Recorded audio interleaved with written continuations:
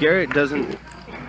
If he finds a fold somehow before doubling up Andy, that's going to be something. I don't think he will, especially if Ball calls this.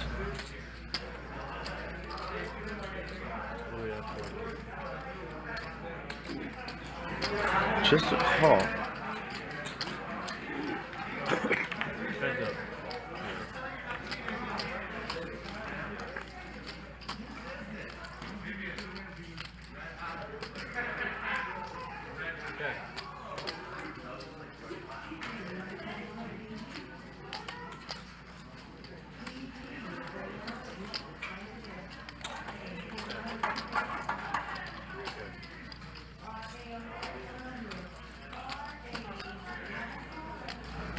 Less than half pot from Garrett.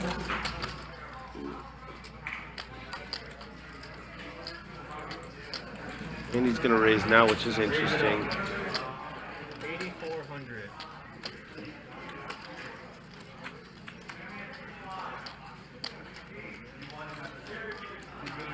Sorry, Andy, can I see your chips? I can't really. Two 5Ks, like 7 1Ks, 5,500.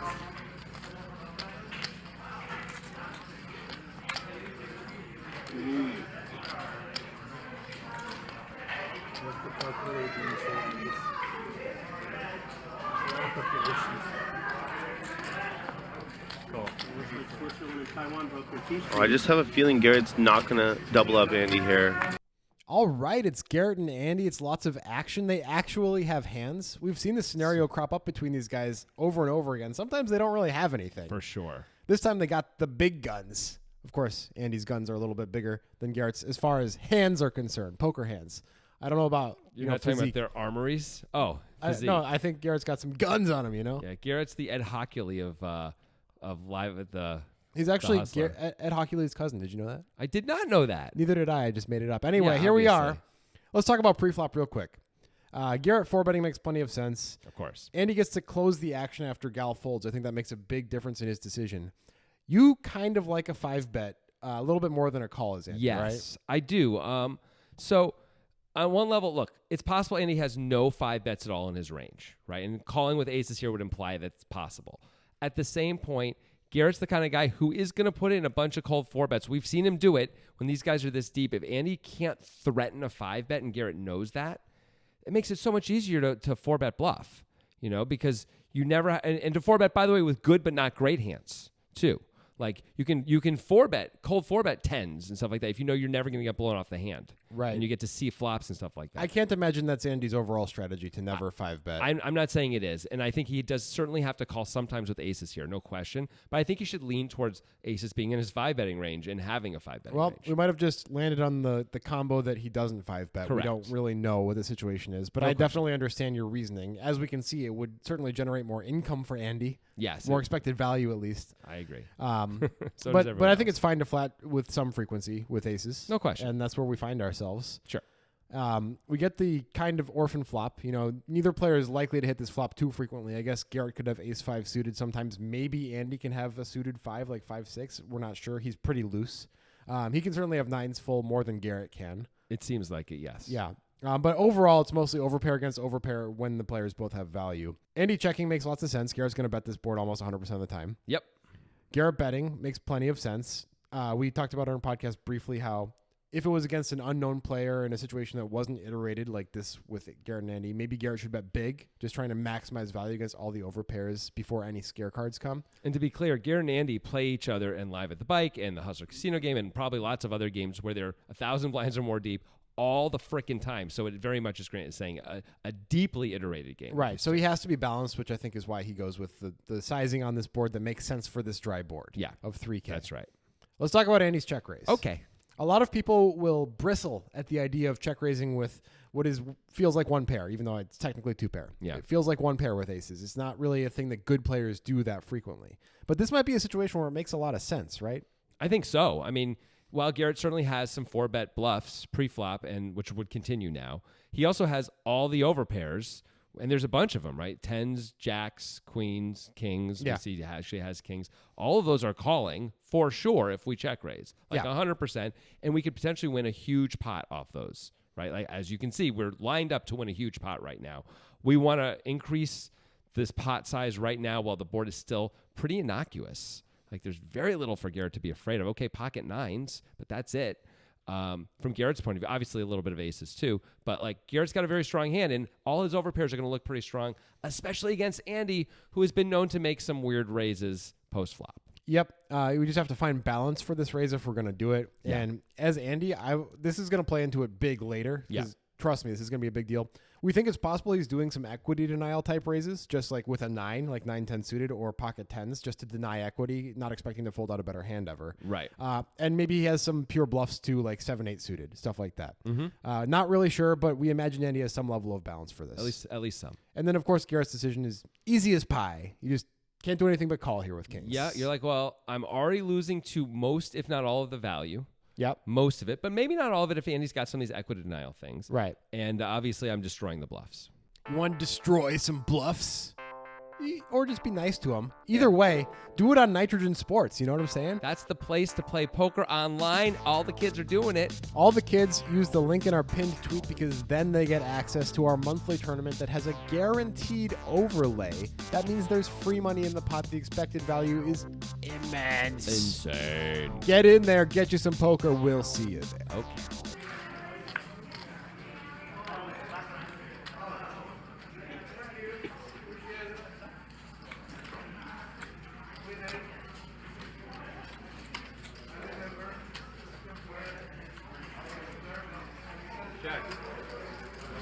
Very savvy check by Andy.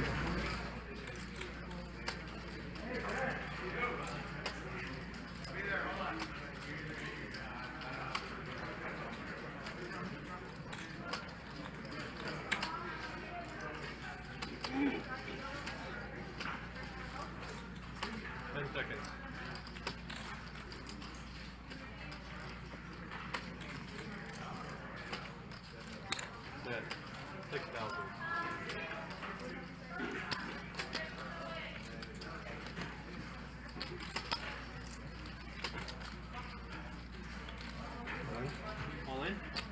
Andy, it's all in. Count. Count?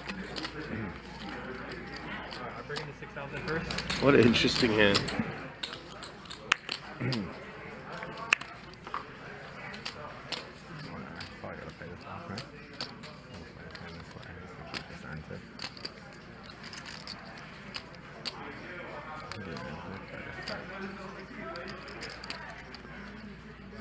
If you listen closely, you get a little of Garrett's thought process. 28 there without the purple.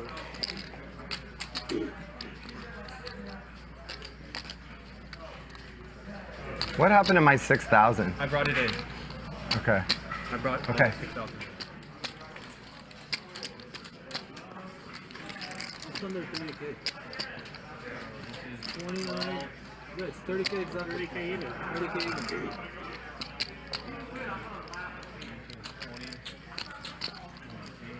Yeah, it's 30K. It's okay. 30,000. He has exactly 30,000 behind. 30,000.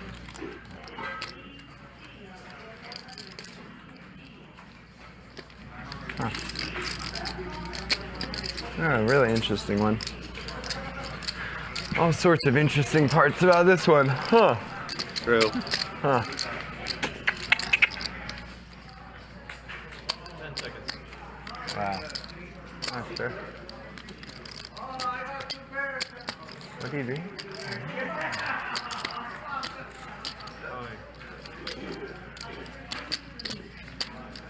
I don't know. Maybe. Wow.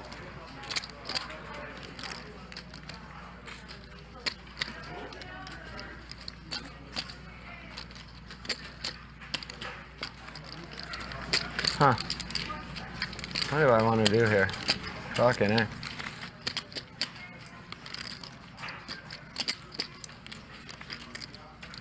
Pretty interesting.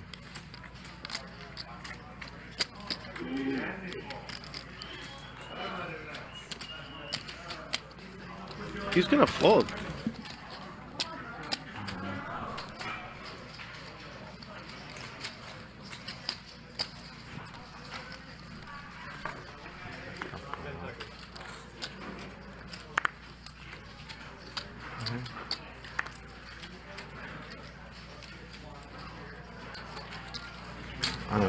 I owe 2 of these?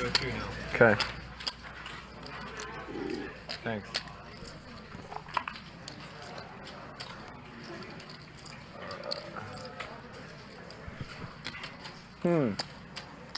What do I want to do? I really have no idea what I want to do here. This is a very, very, very tough one. What if Garrett had the aces and anyone else had the kings? How quickly would have all the money have gone in?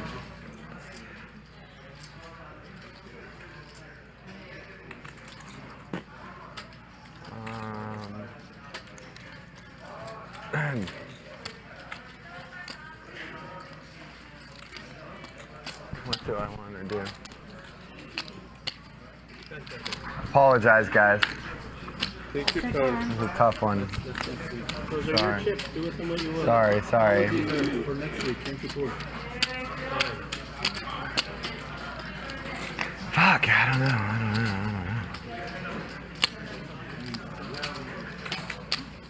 Guess. He's wondering if Andy would go all in with queens or jacks. A hand like 7-6 suited has got to be in Garrett's mind a little bit. I really don't know what to do. Wow.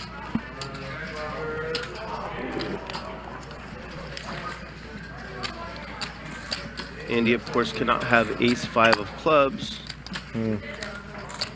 or ace-5 of diamonds.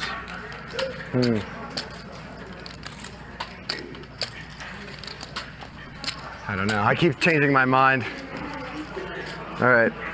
I'm going to decide here after this next minute. Sorry, everyone. Andy, at first I was like, I think I'm not going to put more in here. And then now I'm convincing myself to. So you either are now running quite good or quite bad based on that. Definitely leaning towards just putting it in here, though. If I do, it's just like out of respect, you know? It's like, strong player, willing to put lots and lots of money in without all of it.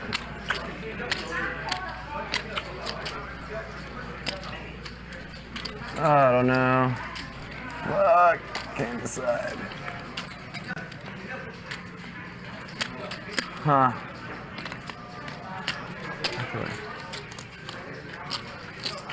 What I meant to say earlier is This would be interesting. the only suited ace-5 Andy can have is ace-5 of spades. Fuck, I still can't decide. I need one more minute. Sorry. Fucking A.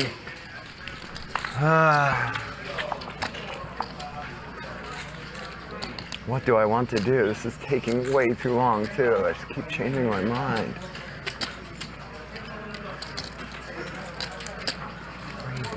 Never seen that. It was a very interesting line by Andy.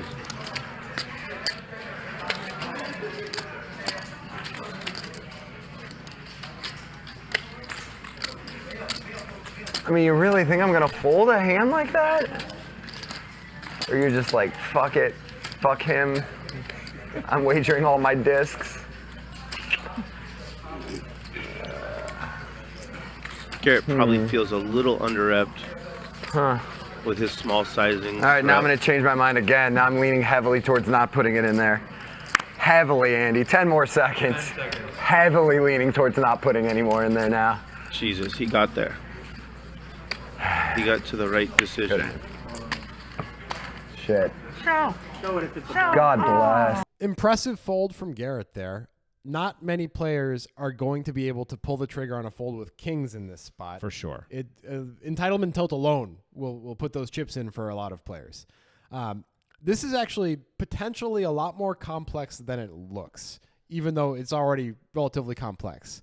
But it comes down to kind of an iterated game, as we said, between Garrett and Andy, where there's this leveling war going on that we've kind of made up in our heads here as the poker guys. But our best guess as to what's happening here when Andy checks is that Andy actually does have a fair amount of either bluffs or equity denial type hands in his range, like 9-10 suited, pocket 10s, or 7-8 suited, that he's going to give up on the bluffs because Garrett clearly has something at this point, or he's going to check with the equity denial hands because now there's no real equity denial left to be had. You're just behind, right?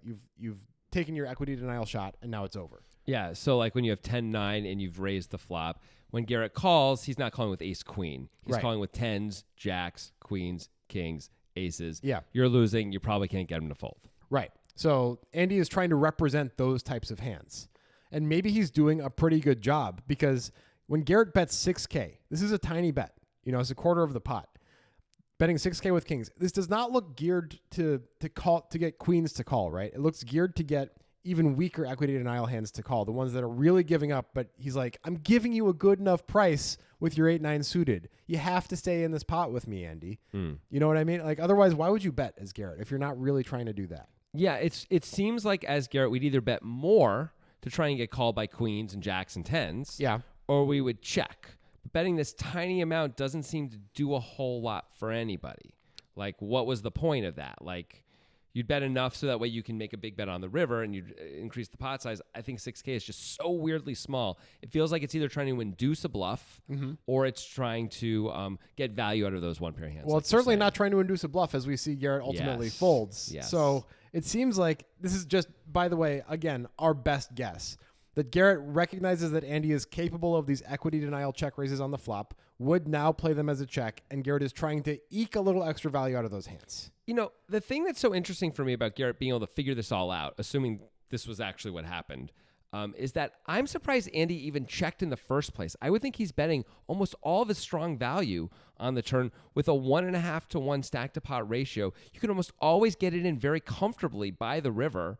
So if he's got pocket 9s, if he's got aces, if he somehow has a 5 in his hand, I would just expect him. I'm really surprised he checks. It seems like a bad play, quite frankly, because the check raise looks extra strong, and in fact, we see Garrett's able to get away from it. Well, we keep going down further this rabbit hole, and we think this iterated game is really affecting these guys to the point that Andy has put this all together. Yeah. All these things that Garrett put together to bet 6K to try to get called by pocket 8s or a 9. And Andy is saying, yes, I do have those hands, and now I am turning my 9s into a bluff. Not my pocket pairs because we don't block 9s full, but my 9-10 suited and my 8-9 suited, which are probably in my range at least some of the time. Those are the hands that I am turning into a bluff because now what are you going to do, Garrett? Like, otherwise, I don't think you can check raise aces and have enough balance. Yeah, balance is a real problem here. It's just such a surprising play. But if you're actually going to have a lot of check give-ups here, you need to have some check strong hands too. Yeah. And so aces certainly counts in this spot where you feel like, okay, I guess once in a while Garrett has pocket 9s, whatever. He's just getting it all. Like, I don't have to worry about that. We're trying to get value out of hands just like kings. But as we see, we aren't able to do it. We aren't. So maybe Andy was trying to pretend to be balanced enough to have bluffs here, but Garrett saw through it and was like, you're just a little too value heavy here. It's hard to actually be balanced in these spots, right? It's super hard as human beings. Like the solver can do it, but like humans really struggle with this kind of stuff and are generally going to be too value heavy or too bluffy. And Garrett knows Andy super well, and so in this spot is able to make a very exploitative fold. And it's an impressive fold. Yeah. All right, let's take a look at what the solver had to say about all of these decisions in this very interesting, strange hand. To be clear, when we do our analysis, we don't know what the solver says before we do it. So we're curious too, and it may disagree with what we just said. This was done by Danny Sprung. In fact, it does. Thank you, Danny. Yeah. So for the simple stuff, it 100% wanted to check raise aces as Andy on the flop. That makes plenty of sense. And wants Garrett to always call. Andy is only supposed to continue on the turn half the time, according to the solver, which is kind of shocking to us. We really think a continue makes a lot of sense with aces. Yeah, I would have said Andy's just too fancy with this, like just not 5-betting aces pre, just going for the check on the turn here. But the solver isn't weighing on the pre-flop stuff, but really thinks you should be doing this half the frickin' time. And then, of course, check raising. Yes, once checked, he's supposed to check raise 100% of the time, but never this big with any hand. Yep. He's always supposed to 3-exit with this hand 100% of the time. Yeah. That said, we think the solver in this case is basically doesn't understand the situation enough and what's going on with these guys, and that this shove is just as good as an 18K raise. I think this shove is better than an Me too. 18K raise. I think you're getting a similar amount of calls and obviously more value when you get called on the shove. It looks more desperate and bluffy anyway. That's what you want. Yep. And he's shown up with these kinds of plays before without having it. Not exactly in this spot, but with blockers and stuff against Garrett with the overbet shoves. And if Garrett was a solver, Andy would have gotten paid because Garrett is supposed to call 100% of the time, according to the solver, against this check shove. Yeah. So that's interesting. So Garrett makes a very strong exploitative fold. I don't know if he knows it in the moment, if he's doing that or not, but he absolutely is. And it's got to be because he believes Andy is not balanced, right? Because the solver's like, oh, if you're balanced there, it's an easy call with kings. Another great hand between Garrett and Andy. Strong, looks like a cooler, but somehow Garrett wriggles free of the hook at the end. Is it because Andy misplayed this? The solver kind of likes how Andy played it, actually. Do you think, but we don't. We think Andy probably should be just playing his hand more straightforwardly in this spot most of the time anyway. Do you guys agree with us, or do you agree with the solver, or do you have your own thoughts, different thoughts about this hand? Let us know in the comments. We'd love to hear what you have to say. You can also let us know on Discord if you want. You can really join the conversation Yeah. by joining our Discord server. That's in the link down below the YouTube video there. You can join our Discord server. We have a bunch of different hands on there that we've done where you can talk about the specific hand. We also have general poker talk. You can submit your hands for the community and us to review. We're active on Discord. We'll be there. It's a lot of fun. Get in there. Let's chat.